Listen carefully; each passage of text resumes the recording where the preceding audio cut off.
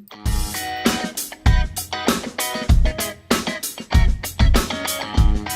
Contemporary Narratives Lab is creating collaborations between journalists and artists to help them respond to the new challenges that they are facing. We have seen 5 groups of artists working with journalists and collaborating to create new pieces of work based on their reporting, their investigation. We at the Financial Times are really interested in exploring how using different formats could help us better explain the world to our readers and help them better understand what's going on in the world. BAC's purpose, organisational purpose, is to inspire people to take creative risks to shape the future.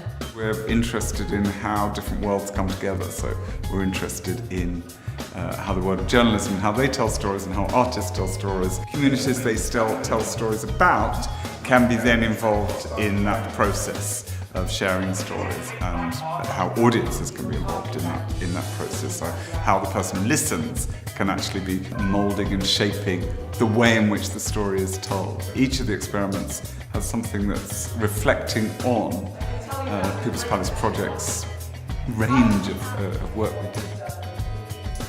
Can you hear me?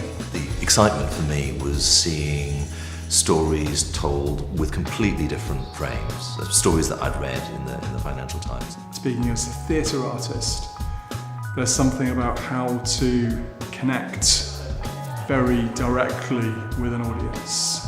Artists can learn from journalists is how we communicate and are really transparent about our process for discovering truth. I'm almost just kind of amazed at the diligence and discipline and being able to kind of get just to produce stuff like if you're writing like an article a day. Artists can come in and kind of shake things up and ask journalists different questions, which makes them see what they're doing from a slightly different angle. The artist's intervention with that story is that they put us into a place, they helped us to see our agency.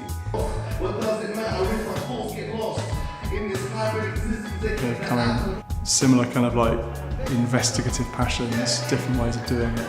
We need to constantly ask ourselves about how we tell those stories and how we listen to stories. We get all the learning from this experiment, understand a little bit more about how collaborations can happen between artists and journalists, create a model and see how this project can be further developed. Part of the exciting thing about this project is throwing a spanner in the works and trying to tell the same stories that have been kind of gathered and processed in traditional ways in different, creative, alternative, sideways. There's a great line in John Berger's novel G in which he says that never again will the same story be told as if it were the only one.